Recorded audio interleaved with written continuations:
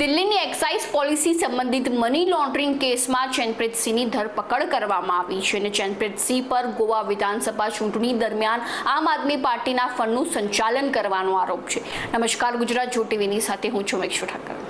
આમ આદમી પાર્ટી અને અરવિંદ કેજરીવાલની મુશ્કેલીઓ હવે વધી શકે છે, કારણ કે ગોવા વિધાનસભા ચૂંટણી દરમિયાન કથિત રીતે આમ આદમી પાર્ટીના ફંડનું સંચાલન કરતા ચેનપ્રીતસિંહની ઈડી દ્વારા ધરપકડ કરવામાં આવી છે।